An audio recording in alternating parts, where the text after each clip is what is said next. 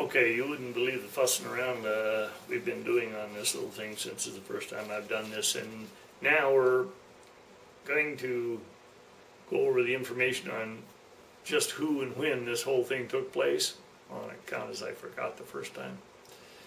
So I'm Doug Buchanan. I'm the guy, the cameraman, the guy with the camera, unless someone else was holding it during this adventure. It's being shot on a little Super 8 Bolex camera.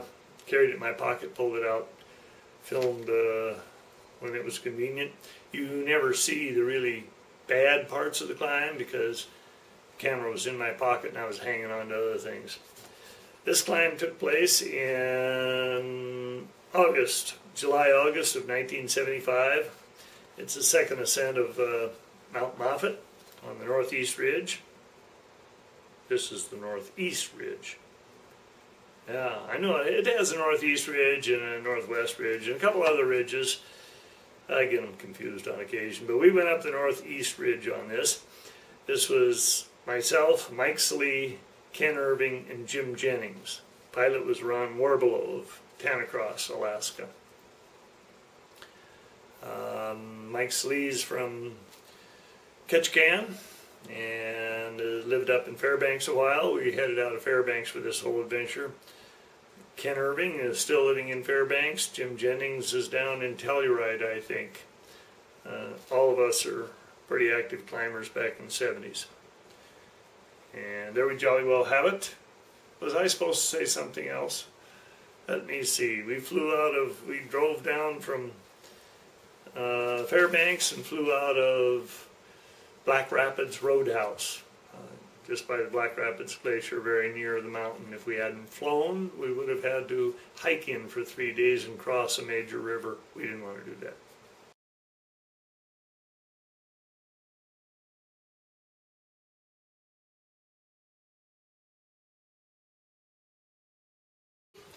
All right, here we are. Well, we're going to start this movie here about this climbing Mount Moffit. I knew there would be something. Look here now, this is the first time I've ever done this, and you wouldn't believe the fussing around that went on before we got this actually going, this film thing. And so I'm going to be narrating this climb of Mount Moffit. Here we are. There's Ron Warbelo, rather famous pilot. We got him involved in glacier landing. There's Mike Salee, Trip Jennings, and Ken Irving. And this is sitting down at the Black Rapids Roadhouse. They're on going through the Alaska Range on the Richardson Highway. Taking off on Ron's little Super Cub. And that's right beside the highway. Stiff wind coming down there. And we're going to head up glacier there onto just over a couple hills and just to the right of that view you see there, toward Mount Moffit. Now this is a rather interesting landing. Here's Ron coming in. Once flying over looking at this place. This is the only time this little landing strip has ever been landed on an airplane was by Ron. He set it up, and the landing strip is a little dicey. In fact, it's extremely dicey. He comes right in over the glacier. He goes right through a slot in the moraine, hooks it over on the left wing, sets it down real quick but first avoiding a little ditch in the way, and if it hit that ditch he would have nosed it up and it would have been a real mess. Probably the most frightening landing I've ever seen in my life, except for the times I've been involved in crashes. And this is taken on a Super 8 movie. Here he is coming in again, Super 8 movie camera. He's actually coming in below the terrain, having to hold it off just long enough to clear that ditch and then roll on past. I was told I shouldn't be making too many comments about overthrowing the government throughout this film, but might happen.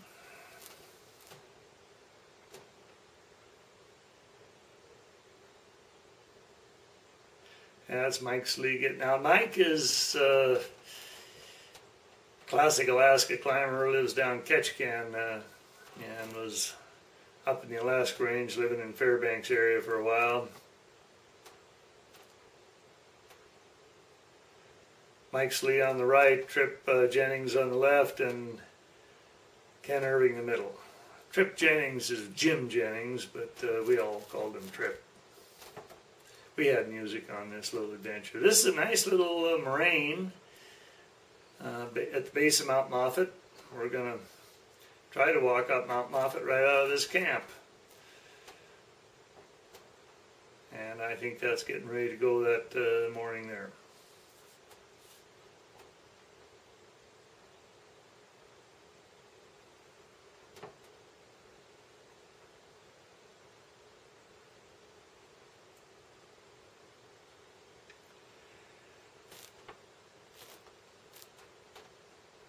This is heading up the ridge. We headed out right from camp, walked up the ridge, attempting the northeast ridge. I think it's a northeast ridge.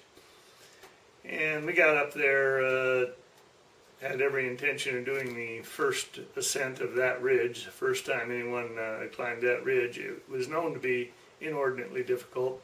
There's a lot of rotten rock. The whole ridge is like that. Not really good climbing rock. We got up to a point where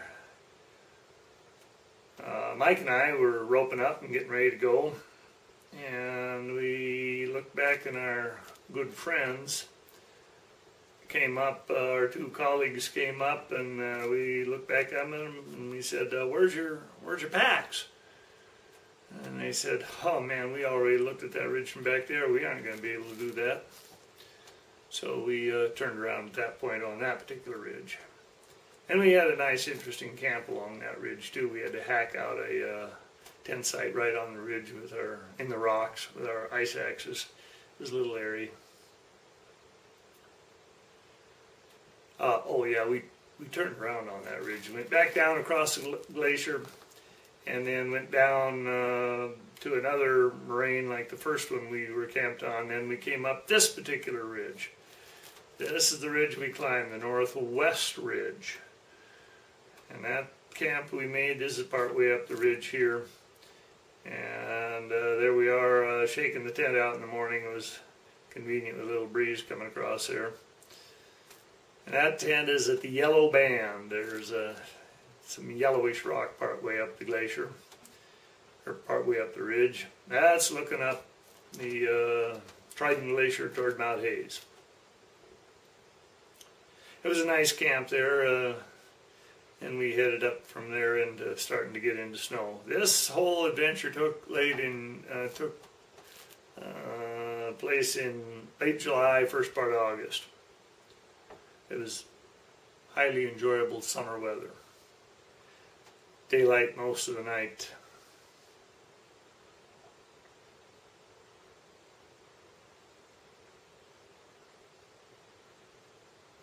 It was a pretty good climb. After we got back down, Mike and I went sheep hunting, and we each came out of this climb with a full curl sheep, which was good eating.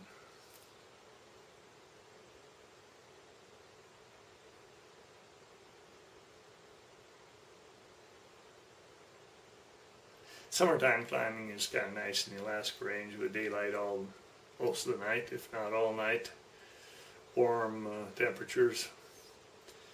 Might get a little cold at night. When in summertime climbing, when you hear the Alaska climbing stories in the summer and they tell you how cold it was, that's because they got up in the middle of the night and looked at the thermometer and got it as cold as they could. But in the daytime, in the sun, you get warm. So the cold weather stories in the summer in the Alaska Range are just cold weather stories. It's not cold. Winter's a little different. And I'm rather enjoying watching these. I don't know if you can see it there on that screen, but the voice you hear on this thing is coming from sitting over here beside this screen, and I'm watching this film going on here, and I haven't seen it in a long time myself. Here we are digging a typical snow cave. Two guys dig into a little slope, two different places, then dig toward each other, join it up, and then close off one of the entrances, which is just more space for your cave. Snow caves, you want to dig snow caves, the way to go. Tents are kind of quick. There we're going to head right up that face there on the right, and go across that ridge toward the moon, and head on up to the hill behind there. This is the second ascent of this particular ridge, and the second ascent of Mount Moffit. There's nice ridge walk going up, and then a steep face, and then sharp ridge, and then a nice walk. Here's the north face of Mount Moffit. It has since been climbed right up the face. Pretty spectacular climb. Avalanches go down a lot. That's looking out toward Delta Junction and the Delta River with the Trident Glacier in the foreground. A lot of good moose country out there.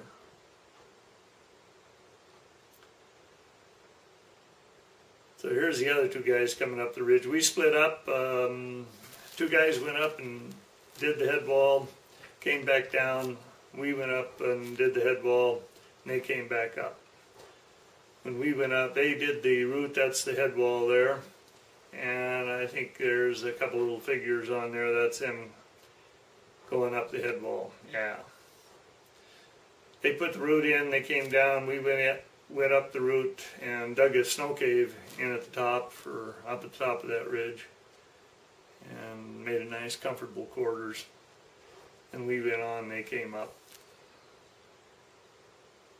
Yeah, I'm going to light this here cigar here before this goes too far, just to get through. And I'm going to drink a little brandy, Lagavulin 16 Scotch whiskey. There's Mount Hayes. That's the 13,800 or something like that. One of those numbers. Nice hill to climb. That's 12,360. Hill that hasn't been climbed too many times.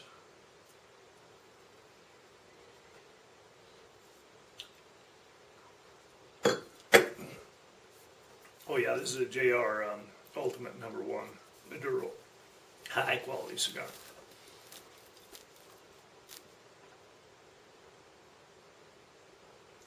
Now, during this adventure on this head wall, we were up at the top, Mike and I, and Jim and Ken were down at the bottom, back at the lower cave, and there was a little snow came up the night before we went up, and made quite a little slab, and so we started out on the ridge, and Mike kicked off a slab that came right down this head wall that we're looking up. That's looking pretty steep up. And it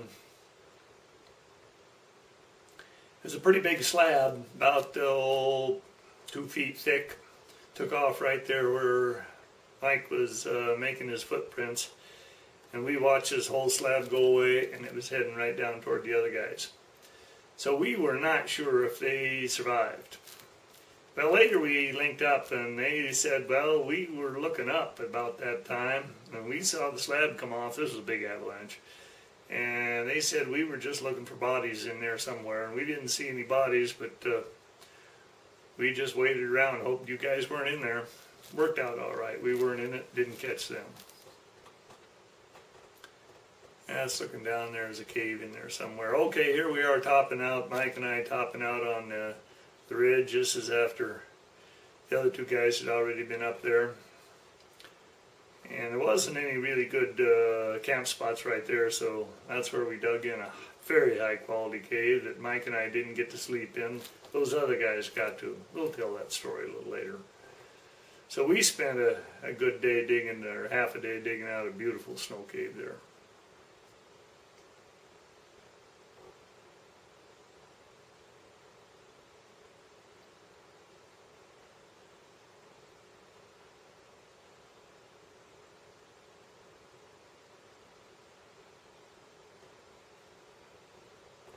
That's up very near the summit there.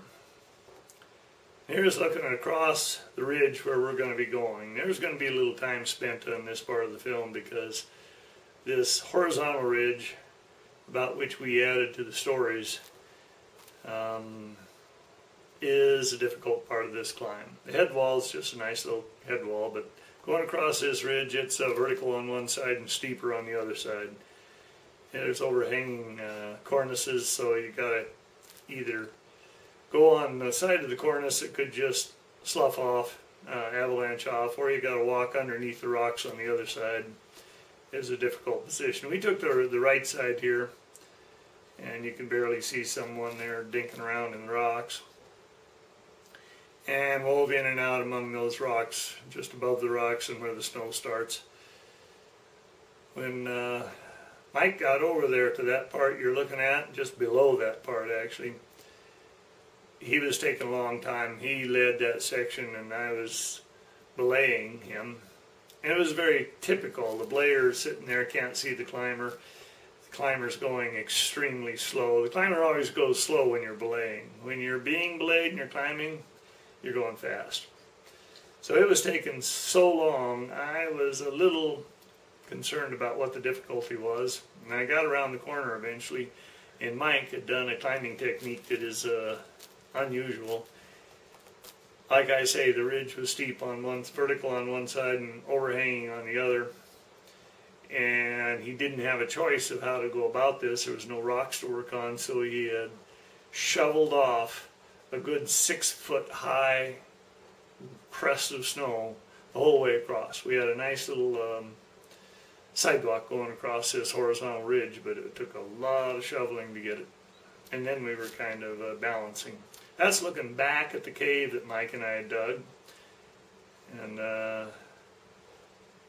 Jim and Tripp were there.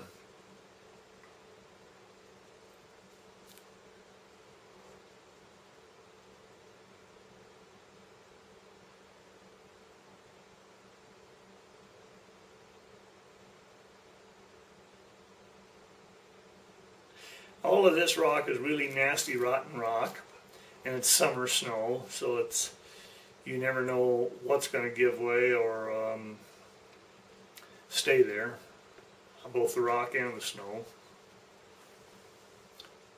Just your typical summer Alaska range climbing. Oh, Mount Moffit's in the Alaska range. They're near Mount Hayes, not far from the Richardson Highway, a little west of the Richardson Highway. This is second ascent. The first ascent was a couple guys back in 1940s, back when climbing was real. We new guys, we got all the modern conveniences. I think this took place sometime back in the 70s. Fact is, I could look on the label on this film and find out exactly, but I haven't done that yet.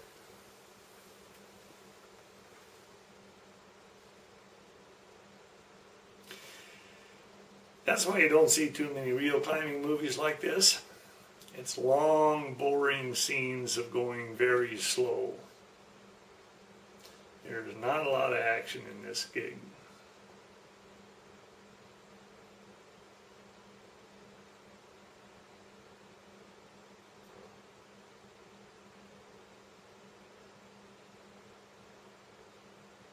There were several in and outs along this ridge, so if you think you're seeing somebody repeat something, you aren't. He's just going around another little chunk of rock. It's a little distance across this horizontal section.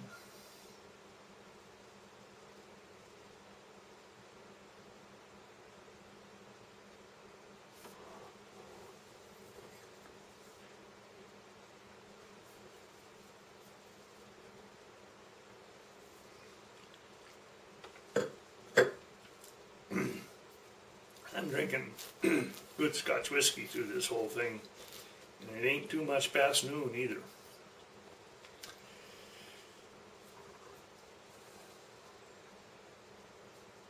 Oh, through the narration.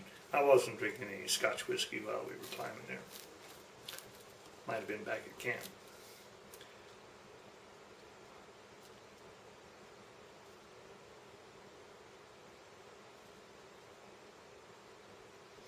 At one point he had to stop shoveling and we had to climb up on top of that ridge and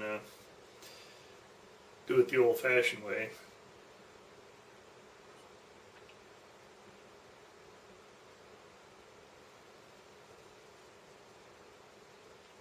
That's the old-fashioned way.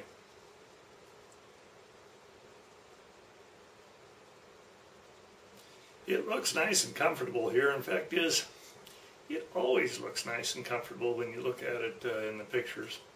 But when you're out there, everything's a little steeper than you'd rather have it be.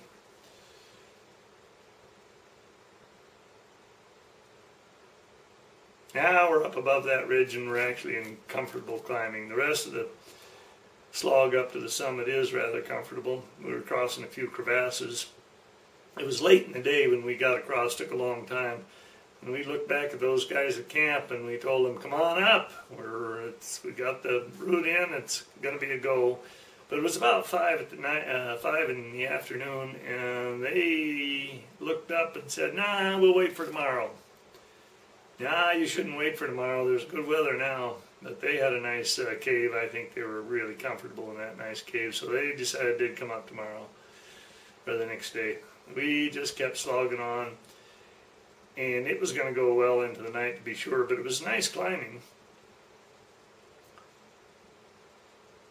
And there's these big overhangs you can see, or these big cornices. Huge cornices like that can just completely break off. They make the big avalanches, and they just build up until they're so heavy they do break off.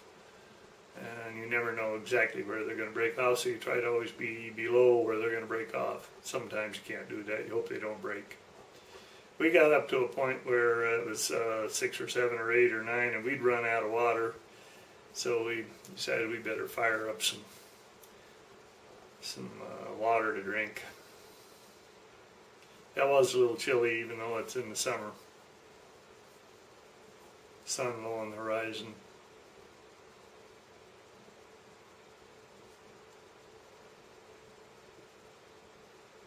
And this is nice climbing. This is the way climbing should be.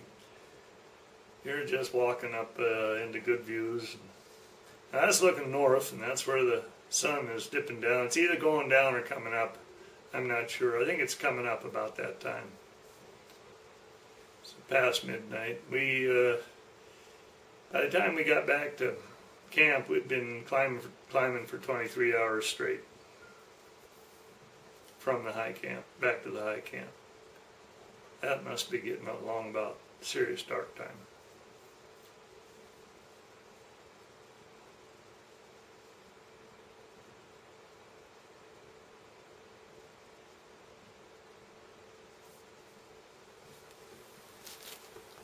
Oh, there, that's more darker time. There we are. That's probably on the summit right there. And that's probably in the darkest part of the night, I would guess, from the picture. Probably midnight or 1 or 2 in the morning, maybe. And that's a summit shot, and that's the normal excitement of being on the summit. And there we turn around and head on back down. On account of the excitement's over. Oh, that might be the moon or something. These camera guys, they'll take pictures of anything. Here we are coming back in the morning.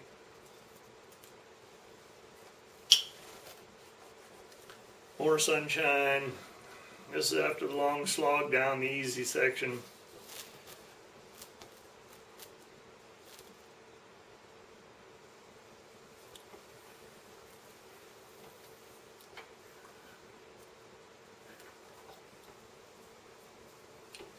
There we're looking out the Trident Glacier. That is really a nice glacier. There's a lot of fun to be had on that place. There's some moulins and there's some vertical ice. And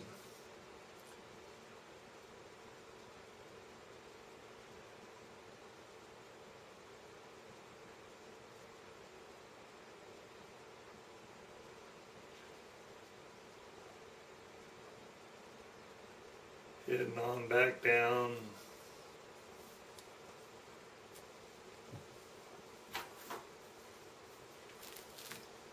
That was just a stretch with a skiff of snow over some pretty hard ice, but it was beautiful, beautiful walking.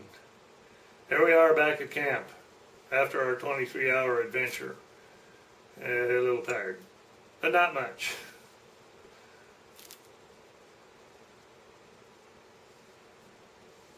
That's there's the other guys hanging out in that beautiful cave, and they were going to go that day, or the next day or something. I think they were lollygagging just a little too long.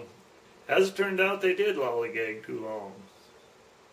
We saw some nasty weather coming in just about this time, and they saw it too.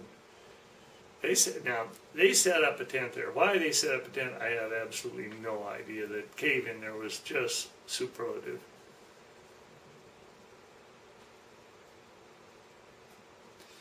And this nasty weather came in as we slogged out of there.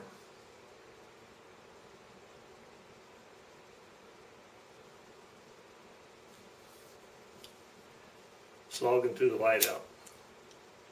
Way common.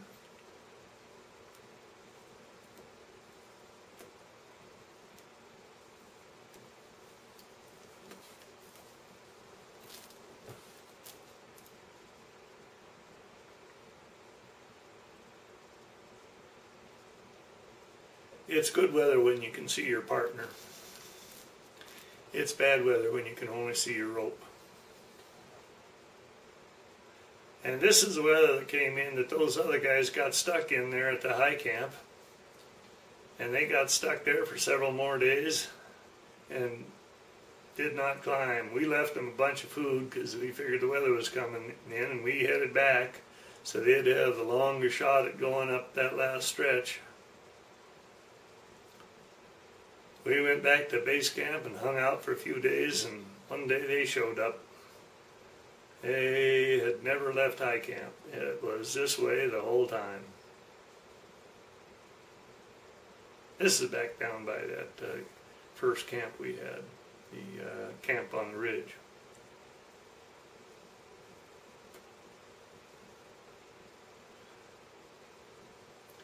After being up in snow, it's enjoyable coming down to green grass and easy rocks.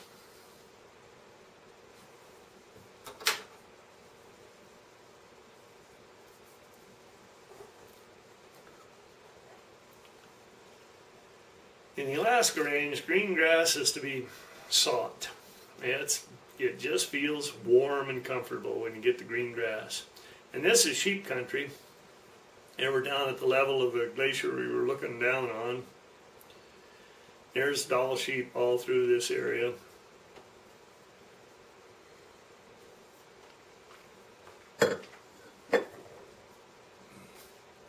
Cutting off a little salami. We left a stash of salami. We went up that first ridge, came down off of it, crossed the glacier and left a stash on the glacier. And we came back around the corner to our main camp.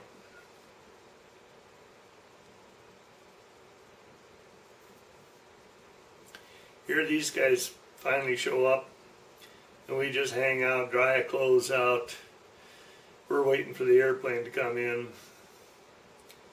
and this is enjoyable camping.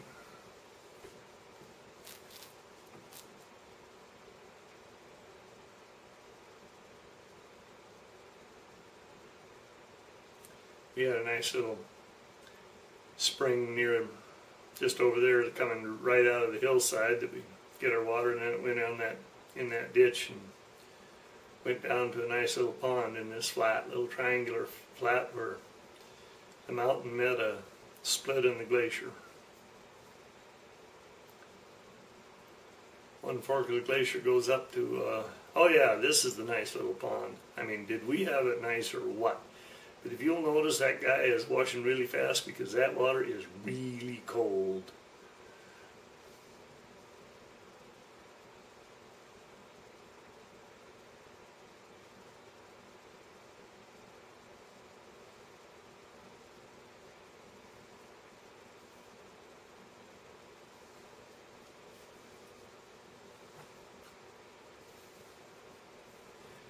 That's back when my beard wasn't quite so gray. Here's the squeakies.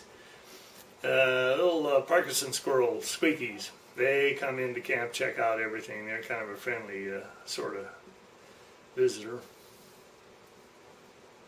There's Ron flying over. Here he is coming in again. This is a really dicey landing.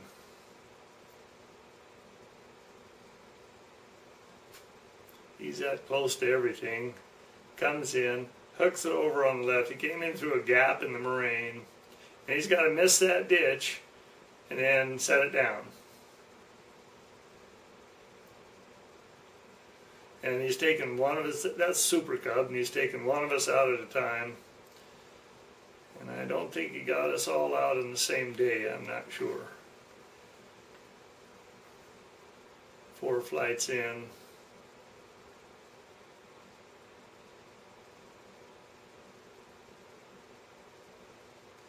And inside the airplane, you're going right for that wall, and you can't get over it, but you can hook right to the right and clear it. There he is on a takeoff,